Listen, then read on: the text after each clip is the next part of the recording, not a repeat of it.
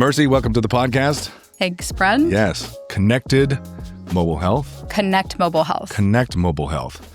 So, cool part about moving to Austin 4 years ago is I got to meet a lot of really cool people in the very beginning. I mean, still meet cool people, but you were one of those people. Yeah. And I remember maybe it was 3 years ago, pretty early on living here.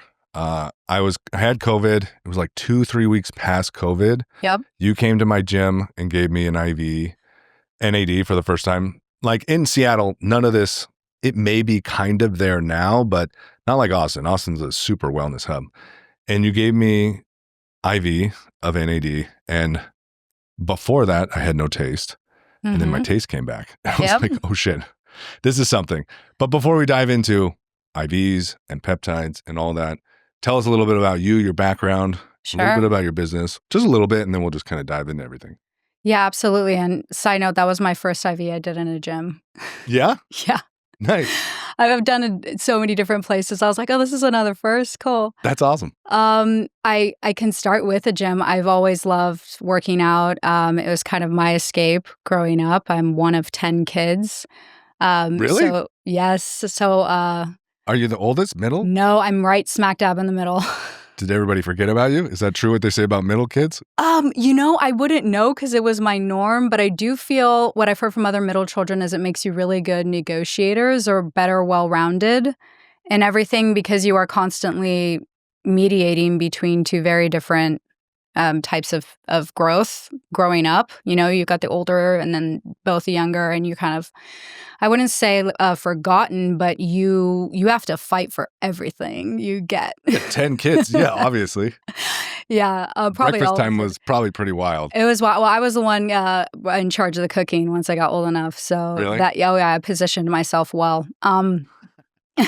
But I loved working out and I loved sports, and I always I thought I would gravitate towards that and doing that, but I also love the sciences. So when I went into nursing, it was with that heart of I really wanted to help people, just like with training, you know, you're helping people and healing people in a way. So that was my heart going into it. Fast forward into a few years into the hospital, I was like, this is not what I signed up for. I hear that all the time from nurses, especially IV nurses. Different places have done IVs. They're all like, I just couldn't do it anymore. Yeah. Like, what is it like?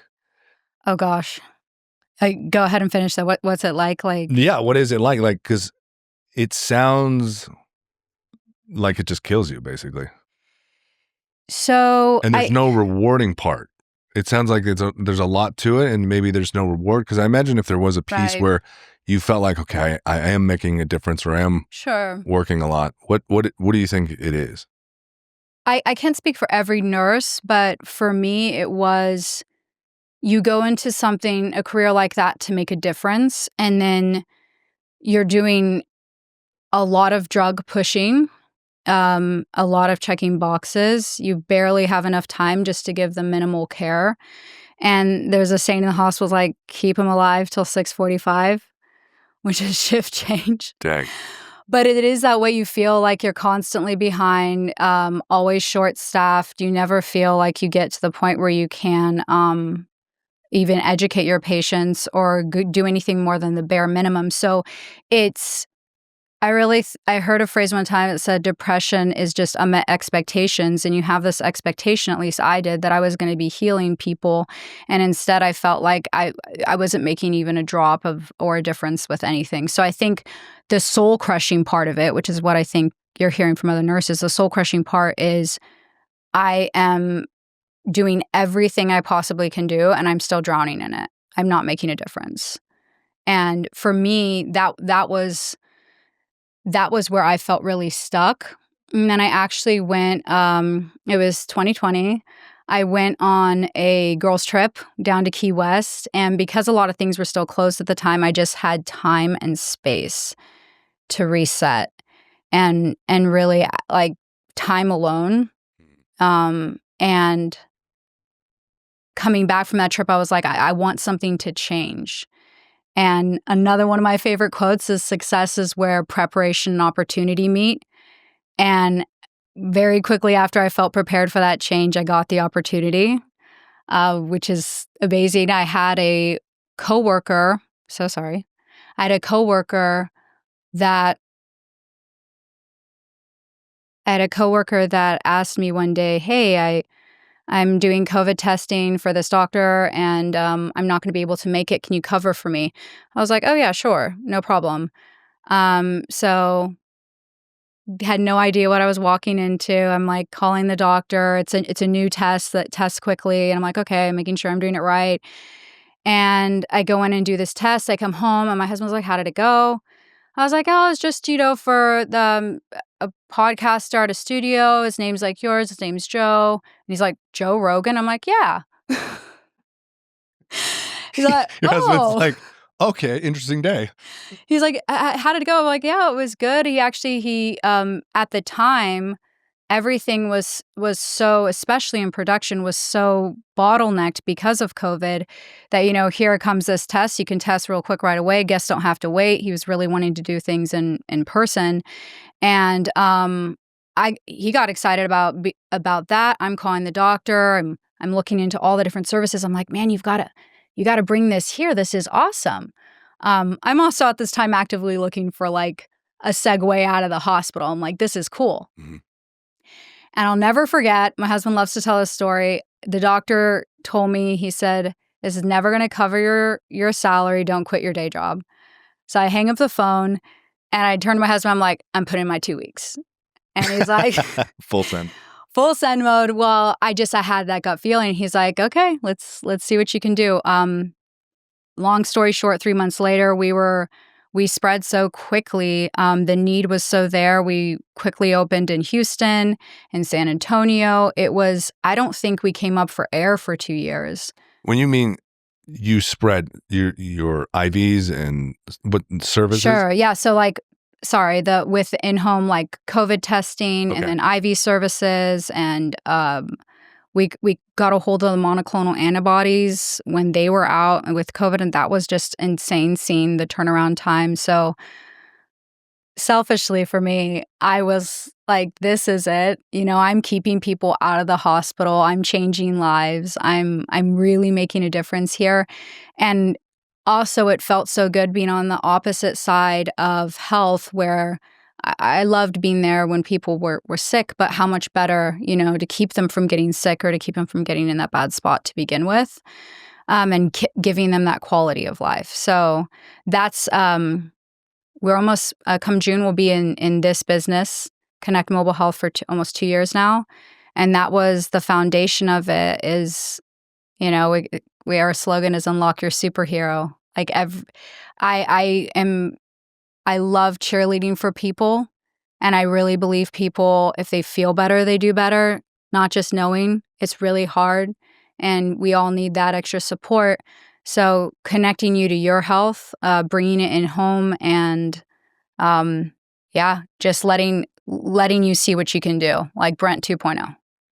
Yeah, I think the older generation, these types of services seem extreme, right? Okay. And now our generation, anywhere from, especially in the 20s, but like 30s, 40s, and up to 50s, people's perspectives are changing where they're, especially because of COVID, I think was a big shift where I need agree. to be responsible for my health. Yep. And I think more people, because I've been a trainer for a while, I've seen how little doctors and the medical community can do for people. So I've already been a big advocate for this type of just if you need something, you go get it. You don't wait till there's a problem. Right. And you continue to try to fix things, whether it's your nervous system or your mind, or optimize your health with vitamins and all these things. But you're seeing a shift where more and more people are coming on, but they don't necessarily understand how to utilize all these tools and even what all the tools are. Like it's popping up more. There's more IV lounges or whatnot, but like, do I use it? Is it snake oil? What should I use for what? Where like you have a lot of athletes, they've been doing it a long time, or people at a high performance level, they're doing it a long time, and paying that money out of pocket. Some of it can seem expensive, but I'm not recommending this. I don't have health insurance, but I put my money towards this, and I rather gamble on taking care of myself. So maybe you can talk about some of the types of services you have, Sure. why people utilize them, and how people can utilize them. At first, I have to say, though, like you hit on something that I think is a huge misunderstanding where if you just sit there and, do a little bit here or there, you'll be fine. There will be a cost either as an investment or as a withdrawal when it comes to your health. If you are not spending that time, money, investing in your health, it's going to come back to collect. And I think with these services, it's for me a way to show people what they can do at 100%. And I think for a lot of people, we're walking around not really even knowing how that feels like. Like, I think some of us get it after a good night's sleep. We're like, oh my gosh, I'm ready for the day. Like, we never really dig into, we'll hear things that we say to ourselves like, oh, this is just part of getting old. This is my new normal.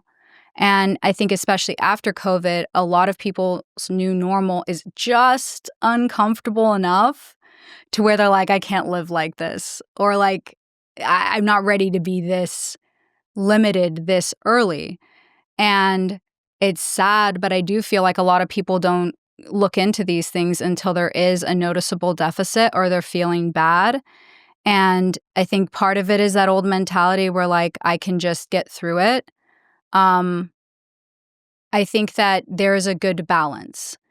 I have people all over the place, the ones that are super routine with their health, and they know if I do this input, I'm going to be able to expect this for myself, and they see the value in it. Other people, I don't get a phone call until they're like feeling really bad, and that's fine too. I think what I love doing is giving people that space to feel the difference. I don't expect anybody to just believe me. A lot of the treatments that we do, I utilize myself, and I've utilized with my friends and family, and that's why I'm such a hardcore believer in it, is because I've seen what it can do for me. I've seen what it can do for my friends and my family, and so when you hack into that, I'm not a gatekeeper. I'm like, everybody needs to do this. Everybody needs to try this, and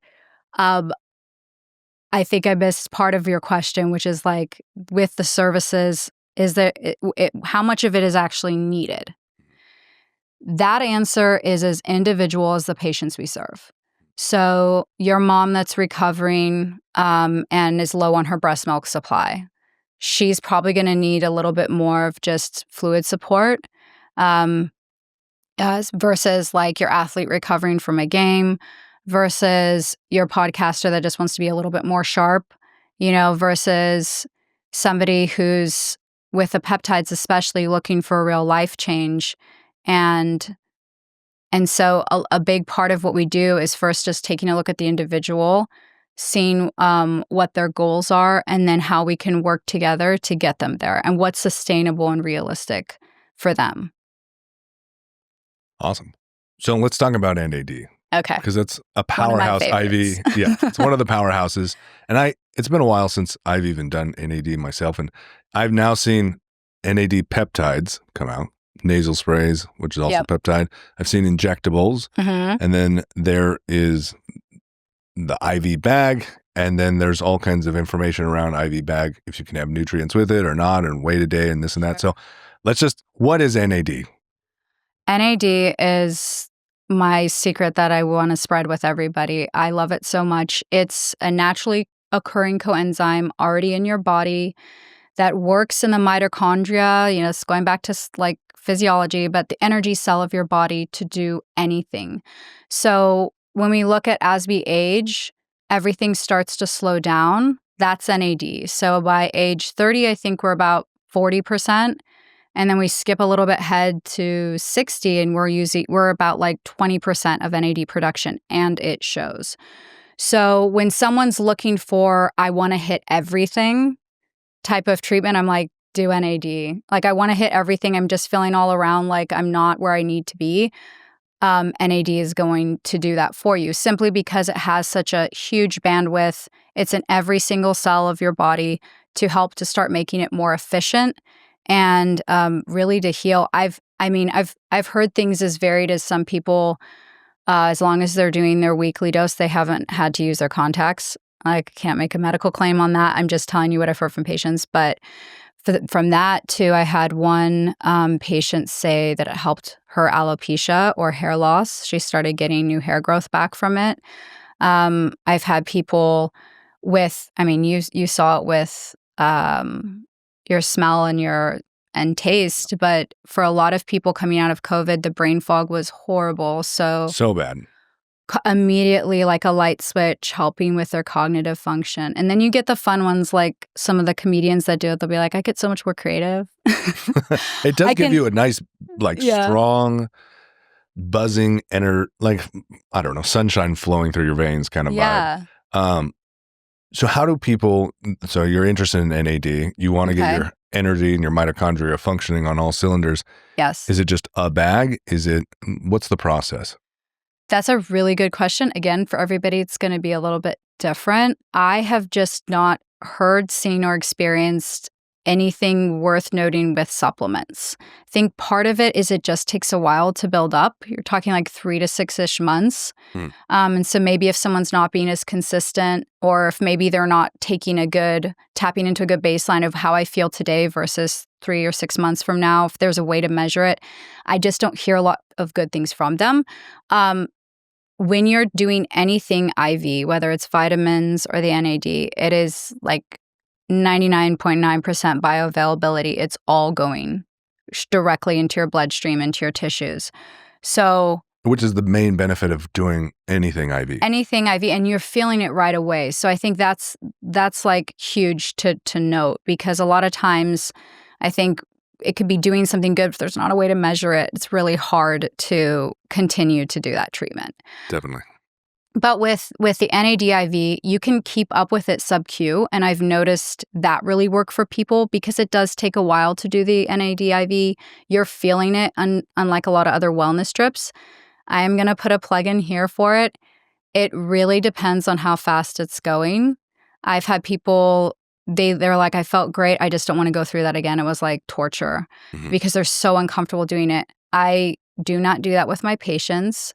I actually have each part of the nurses training that are administering it, I have them do even just a small dose first so they can see what that feeling's like. Oh, nice. So they don't need to full commit. No, they don't have to full commit, but just enough. And I mean, most all of them want to. Like a lot of them are on the same treatments, but also so they can see and have sympathy towards their patient that it's different than a regular wellness strip. It is binding to the nicotine receptors in their body. And for everybody, depending on where that healing's needed, you know, if it's my sinuses, I'm going to feel a little congested. If they have gut issues and their stomach's really bothering them, you want to way pull back on how fast that drip is going. Okay, real quick. So yeah, those sensations. So like I've gotten NAD a bunch of different times. Yeah, you feel it hit different spots. It almost feels, I mean, it's different for everybody, but I experience sometimes it's like a cramping feeling. Okay. Like in my thighs. Yeah. Or you can't get the queasy stomach feeling almost. Yep. Sometimes it feels like you gotta go to the bathroom. Yep. And heard that too. Yeah, but a lot of times, kind of like tension, but hard to explain tension. So it's binding to the nicotine receptor.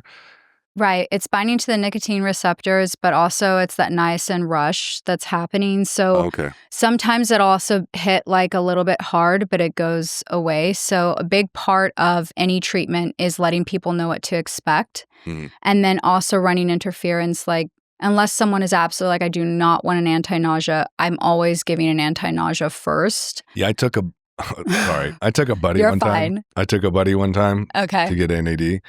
And they did not put it in there. I shouldn't. He was like, "Fuck you." Yeah. He was like, "Why? I will never." He doesn't trust me anymore. It took us like 3 hours to get it done. Yeah. Yeah. But with it, I've gotten it done in less than 30 minutes. Okay. Like you can get. How did that feel going fast?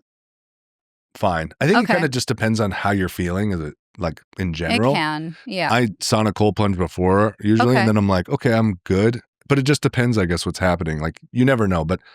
The last 2-3 times I can get it done in 30 minutes. I can get it done pretty quick.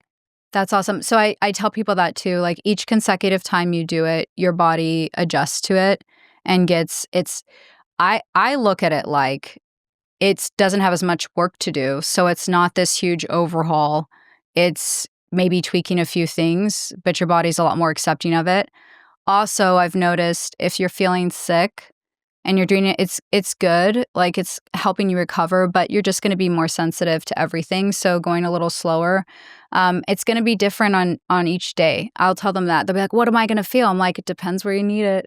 Depends where you need it today. I had one gentleman, he had a root canal, and it went direct. That's the first place it went. He's like, I feel it right in my tooth, that one tooth. I'm like, that's crazy. That's so interesting. It seeks damage and wants to repair it. So it's decreasing inflammation all over your body.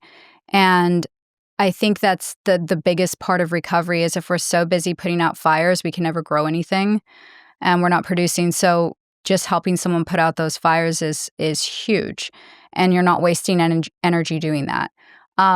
Is it worth it? I have to say for NAD, that's probably the biggest pain point besides it's really uncomfortable, is like for people who have never tried it before, is it worth the cost? Now, if you're 18 years old or like even early 20s and you're relatively healthy, I'm like, you could try it. I'm not putting anyone in a box. Maybe I've actually heard of a lot of people, struggling with anxiety or depression or ADHD type things, that it really helps with clarity and cognitive function for them that way. It's very mood boosting. So I wouldn't say it's not necessary for everyone, but really where I'm seeing the people that are really using it and noticing it is like the 30 plus or even more like 40 plus, where they're really noticing that deficit. And then it gets filled and like, oh my gosh, I feel like the best version of myself. Yeah, you're at an age where it takes longer for the cells to just generate energy. Yeah. When you're 18, you can binge drink for 3 days and you're like, bloop, I'll go to work. Yeah. And I'm totally fine. I could not do that. And so I probably benefit from NAD quite a bit. Do you recommend just you get a bag, you're good, just get it once a month? Or I've heard there's a loading phase. Yeah. Is there still a loading phase? How do you like to do loading phases? What's Okay. the benefit? I'm actually going to defer to Huberman and Conover's podcast because Dr. Conover, one of the biggest OGs when it comes to NAD and peptides, and he really did everything from lowest dose all the way up to 3 grams, which is a ton. We stick right around 500 to 750 milligrams. And his sweet spot, he said, was the 5 days, either in a row, like every day or every other day, of 750 milligrams IV for like a complete reset. So both my husband and I tried it. I have to say the last 2 ones were hard only because I was waking up at 4 a.m., but I was waking up ready to go. I was like, what am I going to do? Let's go. Wow. Like ready to go. So that would be the only thing I'm like, maybe I do every other day next time instead of back to back. But I did that in October. Flu and COVID have been horrible, especially flu. I have not gotten sick. The cedar fever that all the locals get here, I usually suffer so bad with. I've not had any allergy attacks. Dang, you're lucky. I feel like it's because I completely lowered inflammation, and in the gym, I'm noticing I'm not having as slow as recovery times or injuries. Like I was getting to the point where I was like, oh man, I'm gonna have to kind of like taper back here. I even had to take a break from, a few things. Yeah, I mean, stress builds up inflammation. Inflammation slows the recovery process, and could be anything, working a lot. And it could be still, stress is stress. There's no negative or positive associated with stress. Exercise is stress, Correct. Achieving amazing goals and being excited for things and doing your work is stress. Yeah. Right? But if you're just doing it chronically, you can slowly stop being able to recover from it. So that would make sense. You're able to continue to perform at a higher level because you're getting that stress down, but also getting the cells to be able to produce energy easier. Exactly. So I feel like for me, if I was to say where I felt the biggest difference, because I've done NAD now for almost 5 years, doing that in a row like that IV, I felt a huge difference. And if I could say the biggest difference, I just felt like ready to go. Like everything's super high functioning. And then for follow-up, honestly, I think monthly to every other week has been good for me and for what we have most patients doing. And the dose varies really based on the person. I don't think everybody needs a super high dose. And then for some people, they're like 500 is enough. I want to do 750. We all metabolize things differently. And I think the first couple times is just seeing, okay, when did you notice that starting to wear off? And then also the time exchange, like, is it worth it for you that amount of time? Or maybe we do it more frequently, like maybe we're doing it every week, but we're only doing a 250 dose. It's no different than having a facialist, a hairdresser. The more you work with you can figure out what works. Because there's basic protocols. They probably work in general for most people. Correct. But everybody can vary widely. Yeah. Right? Like some people take Adderall and go to bed. So right. people can react to things very differently. So, you can start and then you just experiment over time. And if you've done it for the next year, your protocol. And now you're dialed and you can move on to something else. I can say for my high achievers or my moms that like don't mess around, they're doing like 500 weekly. Dang. That's their go-to. Gangsters. Well, and then I've heard the fun one I've heard from them. Is this the Austin Hot Mom all Chronicles? My Austin Hot Moms. The Chronicles? I work with a lot of moms and I work with a lot of moms that like really take care of themselves, and invest in that. I do too. I'm just trying to get them over to your IVs. I think it's so healthy and I love being a support system for them, especially because it's a lot. Well, they're the role model, though. Honestly. It's a lot to be a mom, but I feel like I'm by helping them, moms are such a cornerstone for, this is going to sound like a silly rant, but I really do feel that moms doing well at home, that's where it all starts. Oh, I 100% agree. And when I help out a mom, I feel like I'm helping out a whole village. No, because and their community, their kids, like it's because you work with them. They're amazing, and so I feel extra they are and privileged. They're the key to the I don't want to call it empire, but to the whole thing, the kingdom. Yeah, they literally keep it all together because they're the ones who knows everybody's schedule. Yep, husband, kids, where everything's got to be at all times. Happy wife, also, happy life. She is kind of like the emanating love and joy. Yes. In the vibe. If the mom's not doing well, there's not good vibes in the house. Agreed. And I think that for them getting that in and getting that time for them is, I like that it takes a little longer. I have moms that look forward to they have their show that they watch while they're doing it because they have their little guilty pleasure, or they take a nap and answer texts, answer emails. But then I hear things back from them like, something came up with my teen that would have really stressed me out. And I was so thankful I was able to handle it with a lot of calm. And I felt, which is what NAD does. It puts you, when you are feeling your best, it's not going to change the things around you, but you will be changed. And how you perceive that and how you're taking that in and how you're responding to it will absolutely change. And I don't know, it's that kind of feedback's really cool to get. I love hearing like my workout was amazing, or everyone's getting sick, I'm not, but it's cool to hear the relationship side of it, how they're able to better show up for their kids, for their family, at work. It's awesome. I think my intention for everybody listening is try to become healthily obsessed with how good can I feel? Asking that question. Yeah. And it's never going to end. And don't become obsessed with it, but always be like, could I feel a little better? Can I experience more life and feel good? Right. And there's going to be periods of time where you get really far away from feeling good. But if that's still your intention, you move back towards that. It's loving yourself. Yeah, there's periods of time where we all get knocked down by life. Right. Family members die, divorce happens, financial ruin happens. But if you always have that intention, you're always moving towards back to feeling really good. Absolutely. And I think, again, not to put moms on a pedestal too much, but I think it's hardest for them sometimes to see that the first place they start with caring for people is caring for themselves. And so helping them realize that and helping them see like you are caring for everybody so much more when you first take care of yourself is huge.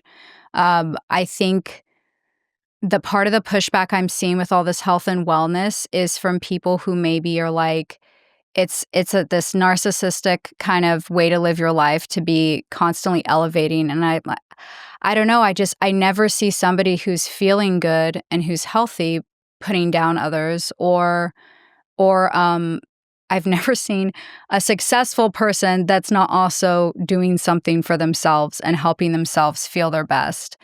It's actually interesting. I'll tell you a short story real quick. When I Yeah. was in Seattle, maybe 10 years ago, I'm starting to get more into, let's say, wealthy communities, doing Okay. in-home training. That's something I really noticed, that individuals that were at this higher level, now there were some asshole individuals, but Sure. the most part is it was an energetic thing being at that level.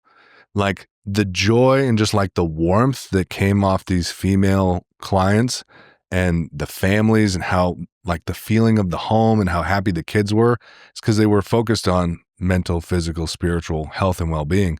And yeah, because they took care of those things, there's no negativity. There's no, they were taking care of everybody. Housekeepers, like they were always giving to anybody around them, any service person. They were so kind and giving to everybody around them. It was such a positive thing to see. So taking care of, it's very hard to be as good as you can be to others and giving if you don't feel good. It's very difficult because it's energy to overcome. If you're in pain or you feel unhealthy, your health is everything. You have to take care of yourself first. I agree. I couldn't agree more. And I think going back to the first part of our conversation, you see that a lot with healthcare workers too. It's kind of They're so unhealthy. This martyrdom mindset a little bit where you're sacrificing and you're like, but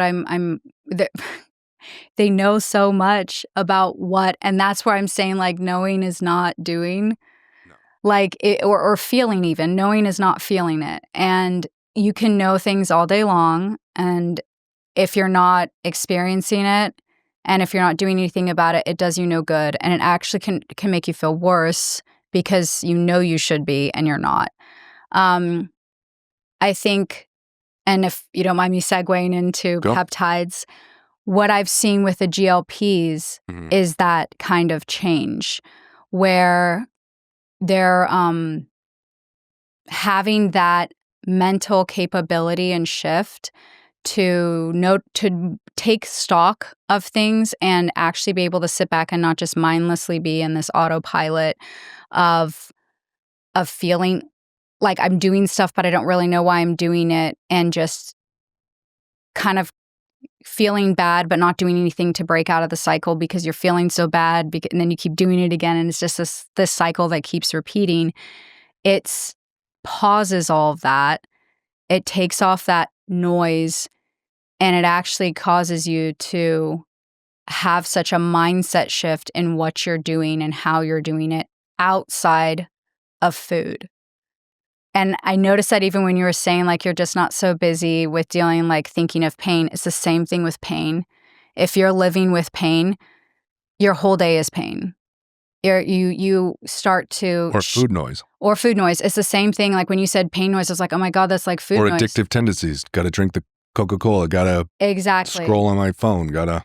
Yeah, you're living like a consumer instead of a creator and a producer and giving out to the world. And I love it for the weight loss goals. I love that. I feel like there's so much more we have still yet to advance and discover in for its neurodegenerative, neuroprotective abilities, because I'm hearing so much of like mindset change and shift.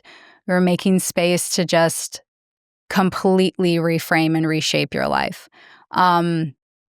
Yeah, Well, let's do this. I would love to jump into that when you're ready. Let's masterclass GLP-1 so we can set things up first. What is a GLP-1 and how we're on like phase or evolution 2 and we're eventually moving to 3, right? Yes. I want to just talk about, because 1 works on one pathway. Right. And then tirzepatide works on 2 pathways. Right. And then we move into retatrutide, which isn't out yet, but pretty much it's getting going close to come, and they've had positive studies on it. Right. And that works on 3 different pathways. So I want people to understand those different pathways, and then we can talk about how that helps fat loss, but also these addictive loops it seems to be cutting off, correct? Right. Or the feedback loops. So I didn't know this until I started into this business, but we've kind of been dealing with these GLPs or something similar to that for about 20 years now. So we actually have quite a bit of research on it. They keep tweaking it and making it a little better, but we have been seeing them in use and benefiting from them for a while. what it's essentially doing is it's signaling to your brain that I'm full. So that hormone that gets released, we've all been there. We're eating and we're probably like, we should probably stop eating, and we don't. And we're like, oh my gosh, why did I eat that much? That's what it does. It shoots off that messenger a lot quicker to your brain saying, hey, I'm full, you can stop eating. The second thing that it does is it helps to make the stomach feel fuller faster. And then what's cool about the terzipatide that's different for it is it actually slows down the digestion in your gut, which allows for better absorption.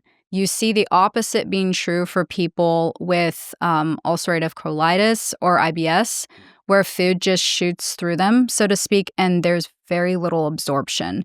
So actually slowing down that the food digesting through the body allows for a lot more absorption. So even if maybe you're not eating as much, you could be absorbing more. What we're seeing for, I don't know, I'm not as familiar with the and I can't pronounce it very good. Honestly, I've been struggling to say it for so long. Retatrutide. Retatrutide. We'll just call it like number 3. Number 3, retatrutide. Number 3. It's a tongue twister. It is very much a tongue twister. I think this is why they put them down into acronyms. But what is cool, I'm hearing about that one, is its ability to help retain muscle. I think you can still do that right now with the other 2. It just takes a little bit more mindfulness and maybe adding in another like copeptide that works really well with it and helping to continue to build muscle and retain muscle. What I've also heard is one of its pathways that's different than the other 3 is it releases energy from the liver. So sometimes with the other GLPs, you can get tired, potentially. Some people can. And that symptom goes away. So it can potentially be good for people with fatty liver because it's telling the liver to release the energy from it. So it's a good way to clear out. And if you're overweight, you can have high liver enzymes, and that could be potentially just fatty liver. I'm shocked. And having a fatty liver is no bueno. It's not good. It's the ugliest, worst way to go down. And I didn't realize this again, but 1 out of every 4 people has fatty liver. You don't necessarily look the part on the outside either. Yeah, you can't know by looking at yourself. You can't really know. That's another reason why I really love the DEXA scan, because it does show your VAT score or your visceral adipose tissue. But you see with terzipatide, especially, that completely bottom out. That's good. And go down. So I think that's huge. I think that really when you start seeing fatigue or seeing any side effects at all, it's a dose thing. So we can get into that, but I really do feel like the nausea, the fatigue, that is dose related, and it's a signal to the provider to back off of the dose. Because what we really want, the sweet spot for people, is they're still eating, they're just not eating it as much, they're not snacking in between meals, and they're not, wanting that high satiety, like cravings of the drive-through or a bag of potato chips. Like they're just, the food noise is almost completely gone. Yeah, I think let's talk a little bit about how, and when these first came out, Hollywood got a hold of them and then just went fucking ham. They just took super high doses, didn't eat, didn't lift. They all turned into skeletons, which, yeah, if you don't eat anything and don't lift and don't eat protein, you're going to look like a skeleton. But these can be really amazing tools to use, and for periods of time, especially for people that are, let's say, heavier, that are having a little bit of a struggle getting things going with food, or they need some wins, because ultimately being heavy, being overweight is the worst thing you can do for your health. Like your cancer risk goes up, your heart health risk goes up. Like getting, we saw that with fat COVID off, what it does. Like you were such a target. Like that was the biggest target, was anybody that had those comorbidities. So whether it's COVID or anything else that comes, your body's just not as resilient to it. So how can we use this tool, people listening, wherever they are on their journey? Let's say, start with fat loss. How can they begin to use this tool? Do you just start low, then once a week? How does the dosing work? What do they usually feel when they start? Right. What's the strategy? Start low, go slow, and do it with a provider. Like do it with a provider that don't just buy it online and inject it. Don't just buy it online for so many reasons, but I think the biggest one is because it's so individualized, you want a sounding board there for you along the way when stuff does come up, you can talk to someone and say, hey, is this normal? Or what should I expect with this? And then when those things happen, you know what to do and how to like titrate it down. What I love, I will say the differences we've noticed between semaglutide or Ozempic versus Mounjaro or tirzepatide is with Ozempic, there is smaller wiggle room to adjust the dose. And positive for it, though, the addictive type personalities, it seems to do better with. Ozempic. Oh, interesting. Or semaglutide. You still can with tirzepatide. It's just not as much. So that's the person who's like, I don't have any craving to drink alcohol anymore. I don't really want to smoke, or I had like a half a smoke and I'm done. You see that stronger in semaglutide versus tirzepatide, but both still have that same effect. With tirzepatide, there is so much more wiggle room to really dial in just the perfect dose for you. And then, because I get asked all the time, like, what's the dose? I'm like, well, we figure it out as we go, because then that dose is kind of going to meet its mark and it's a moving target. We might have to dose you down. Like a lot of people will start at the traditional dose and they'll have to go down. Like, so it's. Why would that be? Just depending on how they feel, or they're starting to lose quite a bit of body fat now they can start to pull back? Yeah, so body fat or weight loss too dramatically is a huge sign to pull back. And then if they're saying, I just can't eat at all, like not I don't want to eat, that's one thing. I cannot eat. You're like, okay, well. Too much, yeah. That's way too much. If the nausea, that should never be happening. I mean, it can happen again, but like you shouldn't just mask it. I've heard people be like, oh, that have come over from other practices, can you send me some anti-nausea? I'm like, no, I want to know when you're nauseous. We'll just give you a lower dose. Yeah, we're not going to push through it. That's crazy. We're not going to mask that. And also, you should never just be on a like anti-nausea indefinitely. The people I've heard be on it, I'm like, oh, there's a reason why it's as needed. But so the idea is to get them on that dose where they can still live their life. They still enjoy a drink or two here or there. They're still eating, but they're not eating as much. And we like to see like about a 1 to 2 pound weight loss for a couple reasons. The Ozempic phase being one, like it's basically really rapid weight loss. So if you or I just sat here, didn't like eat or drink or work out, we're going to get Ozempic phase. Yeah. It's that rapid. You're starving to death. You're starving to death. I've seen this with patients too that are they're not able to eat because of their treatment. Same thing. They get that wasted away look in their face almost immediately because of how rapid the weight loss.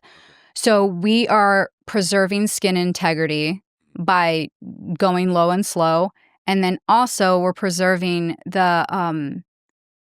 your sustainability to be able to dose up eventually. These people that go all out on these high doses, then they hit a ceiling and they're like, that's it. Like once you hit that ceiling, you're kind of like, there's nowhere else to go. And your body hasn't had a chance to do it the right way. So it's super dose dependent.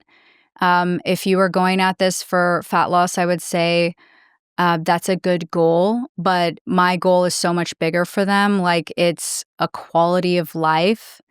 And not just what you're losing, but what you're gaining through this. And you want it to be a longer journey, because easy come, easy go. Like you don't want it to just be a flash in the pan. I want to look good for that vacation. And then you're just going to yo-yo right back. Also, you have an opportunity to learn and observe how you're eating differently, slowly. Yes. Instead of just, I went to not eating. Or I only went to one meal, where you're like slowly, oh, wow. I do snack twice a day and I didn't realize it. You can start to observe. So I think the goal would be eventually you're going to come off. I don't think you should probably be on forever, but you have to take over the reins once you get there. So I would agree with that for just weight loss goals. We've had a few people now be on it and then slowly taper down and go off. For people that are experiencing really amazing, I'm going to call it side effects because it's not what its official use is for, with inflammation. So our IBS patients, I have one now that has been on it for almost 2 years, low dose. she has not had a flare up. Wow. Her inflammation markers are amazing. Her doctor's like, oh my gosh, like you look great. The best I've ever seen you look. And the other one, she's been on for 7 months now. And because of the side effects that it lists with GI issues, she was very nervous about starting it. We started her really low. She hasn't had a flare up in almost 7 months. So for her, she's like, I never want to get off this. No, that totally makes sense. Right. So like, just saying that because I think that sometimes the negative connotation to it is like, once you get on it, you'll never get off. You can get off it. There's a right way to do it, especially with weight loss. And yes, you can absolutely go right back to where you were before if you're doing the same lifestyle as you were before. Sure. What this does is it pulls you out of sinking sand. It puts you on solid ground so you can walk and run and live like everybody else. And if you want to jump back in there, you can. But I think that once people see what life and their quality of life can be like, especially like usually at least on it, like usually the lowest is on it for 3 months and then the highest being closer to a year, then they already have those habits in place that carry with them once that, I guess training wheels are gone. You'd have to really work to probably push yourself backwards. Because if you've worked yourself up to a place where you're lifting 4 days a week now and you're getting all your meals dialed in and all that, you would have to really intentionally be like, fuck it, to go backwards if you lost 20, 30 pounds. Right. I mean, you can do it and go backwards, but it probably would take some work. You didn't get there overnight either. I think that's what people forget. Also, you have different blood work now. Yeah. You're more insulin sensitive. Different microbiome. Yeah, completely. Different metabolism. Different metabolism. So I think the biggest thing I would tell people for the weight loss is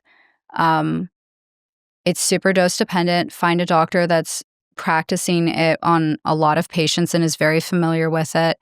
And then also go into it with a game plan for movement, whatever that looks like realistically for you. It's going to be different for everybody.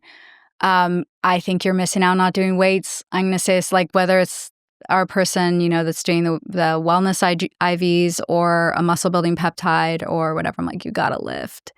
You got to lift. It's such the lean muscle mass you're able to get on this peptide is insane. Really? It actually helps. Well, it's helping to move that glucose into the muscles. So a lot of times the big percentages people eyebrow raise at is the muscle loss. Like you're losing all this fat, but you're also losing all this muscle loss. 100% need to know if you're going to lose weight, some of it's going to be muscle. So that is true. Another thing to make sure you know is with that peptide, you're also less likely to feel like drinking. So you have to be more intentional with your water. You and I both know muscles absorb water. They're mostly water. So if you're going in and doing a scan on these and you just haven't been keeping up your numbers are gonna be with your water, it's going to offset those. Also, a lot of people don't know this, but especially if you are pre-diabetic or with diabetes, you have almost like a marbly type muscle tissue that's almost like a fatty muscle tissue that goes way down when you're on these as well. So a really good indicator, and for you even as a trainer, I'd say to trainers out there is, are you losing strength? So yes, your percentage loss is going to probably go down a little bit. Where's your strength at? If you start getting feedback where you're like, okay, my numbers are going down, I'm super fatigued at the gym, I'm not able to push weight around like I used to, that's a sign you probably need a dose back because you don't want to lose strength. You're going to lose maybe a little bit of mass, but you don't want to lose strength. And you can keep it. Let's recap real quick. Who should use this? I have 40 pounds to lose, 5 pounds to lose, 10 pounds to lose. Okay. I've been lifting, haven't been lifting. I've been lifting 3 months, 6 months, nothing at all. Like, who are the avatars or the individuals that they're listening to this and they would really benefit from this? Or is it pretty individual? For weight loss, I would say, I really feel like you're around that. I need to lose about 20 pounds. Right now, it's right about like 25% or over BMI, usually, is where it could really benefit you for weight loss.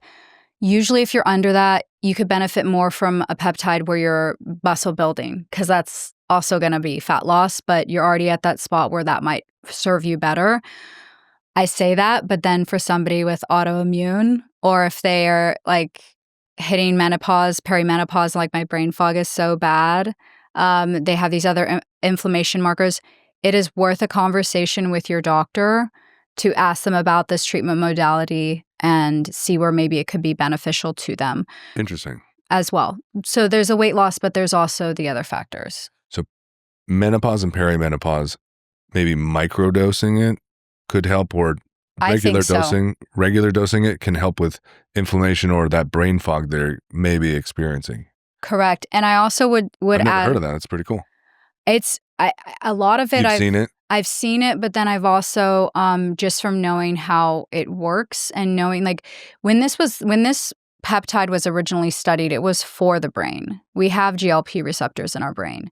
It pivoted once we started seeing the side effects of weight loss. So that's unfortunate, but type 3 diabetes or Alzheimer's, the research there for this drug is huge. So again, somebody who has really high risk for Alzheimer's, you could be a really good candidate. So I think that for weight loss, you want to see right around like I'm about 25% BMI. I really hate that because I'd rather see a DEXA scan or like where we see the metrics a little clearer. But right around that. And then what about body fat percentage? Do you have a percentage maybe? 25%. High 20s? Yeah, high 20s, 25%. Again, it's really hard to get that with a BMI calculator. BMI is confusing. It's confusing because you can have a really jacked, ripped dude that's a little shorter and their BMI is horrible. Yeah, so if you're listening to this, and I tell everybody, you should go make sure you're hydrated. Yes. And go get your DEXA scan. And you should be doing that at least once a quarter. I think it's good as like a standard health thing, like getting your blood work, right? And if you're aggressive, maybe once a month or once every 8 weeks, right? I'm really seeing the quarterly do well. Yeah, unless you're seeing something alarming where maybe you need to monitor it a little bit more careful. Okay, perfect. So that's amazing. But now you're moving in, you're under maybe 20 pounds. You only got maybe 5'10". And now I always say you're dialing it in. You're getting everything tighter, everything a little more toned, popping, whatever, getting ready for summer. Now you have your other protein and muscle building and fat loss peptides. Correct. Talk a little bit about those. Okay, so I'm using the Samoralin now. Okay. And I love it. It's what it does is it helps talk to Well, tell me what a peptide is first. I had a client ask me. No, that's okay. What are questions you want to ask Mercy? And she's like, what's a peptide? And I was like, that's actually a great question. Because I don't know, that would just go over my head. But what is a peptide? Without getting too in the weeds, because there's so many, there's thousands of them. They are a short chain of amino acids. So everybody knows what protein is, made up of amino acids. Peptides are what make up amino acids. So it's the building blocks for so much of everything that we do in our body. And it's what I like to say that the easiest way to understand it is they're signalers, or they help to promote an activity in your body. So one that we all are pretty familiar with is insulin. You know, we're signaling to the body, hey, take up the sugar, this extra sugar in the blood, and take it into your cells where you can actually use it. So it is really cool that a lot of these peptides do more than signal one pathway. And so that's also why it's so important to do it with a doctor, with a pharmacy that they trust, because a lot of these online sources, they're not as stringent about testing, whether it's purity or its potency. So, best case scenario, you're maybe just not getting as good of results, but also you don't know what else you could be putting in there that's causing certain signalers and pathways in your body. And that's where the scary stuff like cancer or toxic buildup and things like that can come. So just being careful with that. You don't want to start signaling the wrong things in your body. Yeah, that's good. That's what peptides do. So they're amazing. They're oxytocin. Moms will all know what that is.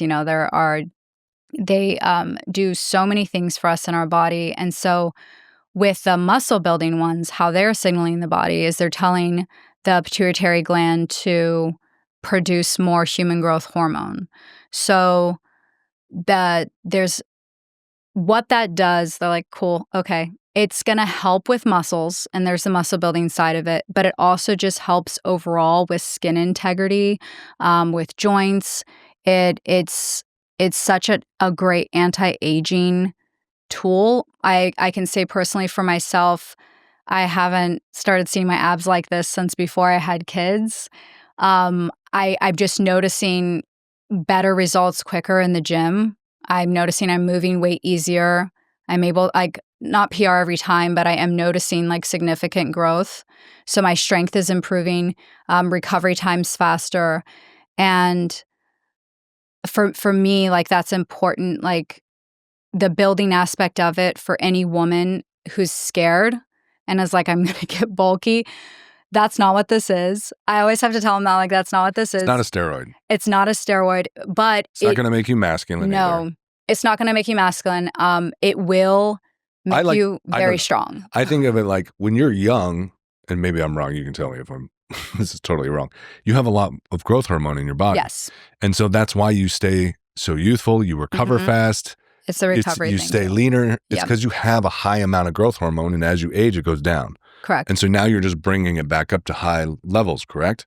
You're bringing it back to high levels. And then what I like about it too is it's like a 5 days on. So it's given at night. It's given at the same time as that peptide is naturally releasing in your body to really maximize that effect.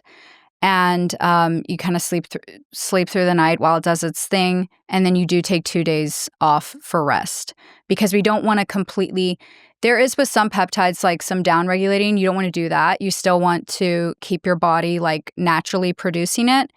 And I tell people with all of these things, another reason why it's good to have a provider with the peptides is some of these you will need to be on cycles with. You can't just be on it indefinitely at this dose forever. Some of them you take breaks weekly. Some of them you're on for a certain amount of months and then you need to take a month break. All of that is done for a reason. And with the Samorelin, I did it for 3 months. I saw amazing results. I was back in the gym. My injuries were far less. And then I took about a month break, and now I'm back on it again. So I love it. Samorelin is a little kinder to women. Tesamorelin for guys seems to do really well. Okay. But yeah, I love them. Those are like the two main ones. Do you do CJC and ipamorelin? Yeah, CJC and ipamorelin, they're good as well. I think they do really well for some individuals. And I would say if you've tried one and you didn't like it or kind of had an reaction to it, what I say is we've noticed more with the CJC ipamorelin sometimes there's like a tiny bit more sensitivity, like with their skin. So don't just completely throw it out. There's other ones that are a little bit less so. Is it working the same way? It's working actually double. So with the CJC and ipamorelin, one is producing more, and the other one's sensitizing the receptors to it. Oh, interesting. So it kind of double works with it. But you like Samorelin for females? I like Samorelin. Why do you like it better? It's just like a personal experience. No, I wish I'm kind of blanking on the exact reason. That's okay. But I do remember there is a specific reason for Samorelin just doing better with females. I want to say it's because the tesamorelin causes a little bit of bloating, not for guys but for girls. If I'm wrong, I'm sorry, but that's what, as memory serves me, that's what. That's it is. Okay. We're allowed to be wrong. And for females, it just seems like to work really well. And do you have a couple other peptides you really like to use for fat loss or muscle gain other than those, or that's kind of like the main? For those are the main heavy hitters.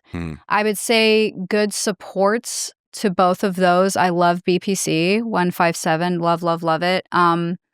It's the one peptide that I think if you take it orally, you're still going to see amazing results. So a lot of people's aversion to peptides is I don't really want to be poking myself so much, even though it is sub-Q, and I could show you how to do it really easy where it barely hurts.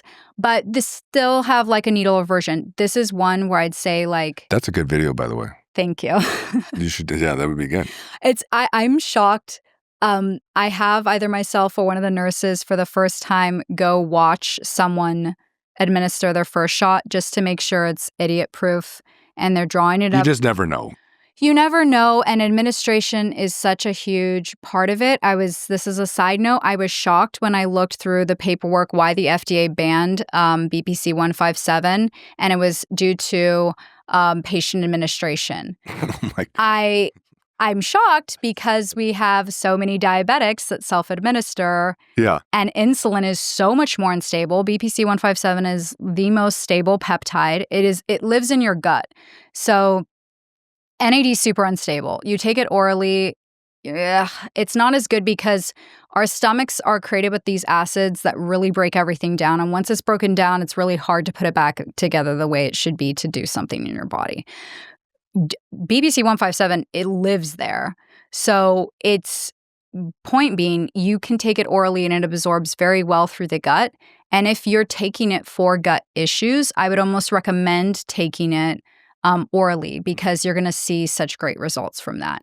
I like that for weight loss because I do feel a lot of times people will overeat with autoimmune issues because they're eating, but they're not getting nutrients and they're not absorbing what they need. So their body's still telling them like, I'm not getting it. And so healing the gut, I think, is such a good first step to like whether it's weight loss or being metabolically healthy in general.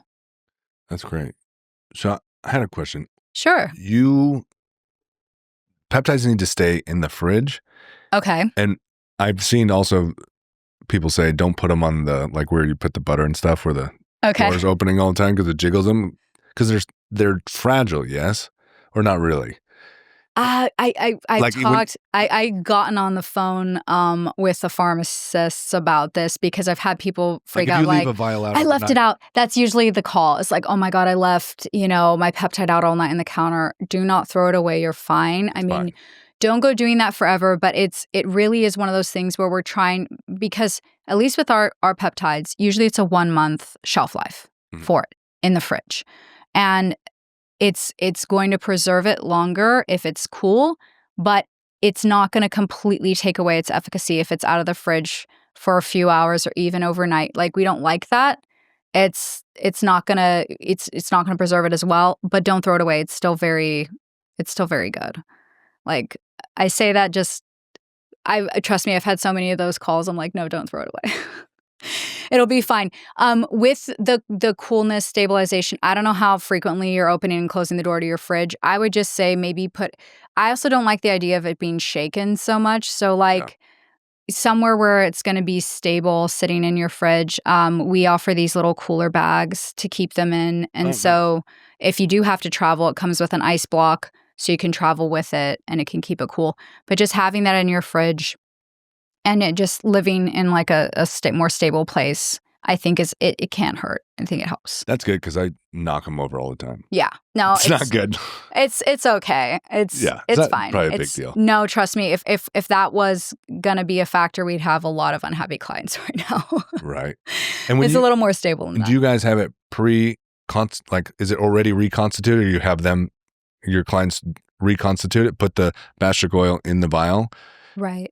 We do it all for them. It's already prepared. Especially and it's in syringes, pre-filled syringes. Wow, cool. We hand deliver it here to all of our patients in Austin. That's amazing because I've been doing it the old school way, and I had questions about that, but I'm not going to ask them because I'll just do it this way. Okay. That's fine. Let's go for it. Well, just when you reconstitute it, I was always taught that you don't want the water to hit the peptide directly because you'll actually damage the peptide. Or is this like some old bodybuilder myth? No, it's not a myth. So I actually do this with the NAD as well. When I do puncture the glass, I try to do it in a way where hits the side and goes in, and then I roll it to reconstitute. We're lucky in that that's what I do. The pharmacy that we use does a lot of the I don't think we really have anything that doesn't already come pre-mixed, or reconstituted already in a liquid form. We draw it up because we had too many times where patients were mixing or messing up like milliliters to milligrams to units. And when you're talking especially about the GLPs, you're 1 unit off. That's a big deal. A big deal. It's a big deal. You feel it the rest of that week. So we had couple times where that happened, and I was like, you know what? Let's do this for our patients. It's a little extra step, but I want to see them successful, and it just takes all of the guesswork out of it. That's awesome. Yeah. Well, I could continue to talk to you about this all day, so I'll have you come back, but that's all the time we got. Okay. Oh, wow. Yeah, we cooked that through went quick. Yeah. Thank you so much for being here. Absolutely. Where do people connect with you if they want to, Connect? I like that. Get healthy. I like that pop word. Connect Mobile Health for our IG, and Mercy if you want to follow me directly. I try to always share little health tips and pieces of information, like the latest and greatest that's coming out about all these different treatment modalities. And yeah, connectmobilehealth.com just to check out our website and see all the different services that we offer. Thank you, Mercy. Thank you, Brett. Thanks for having me. Yes.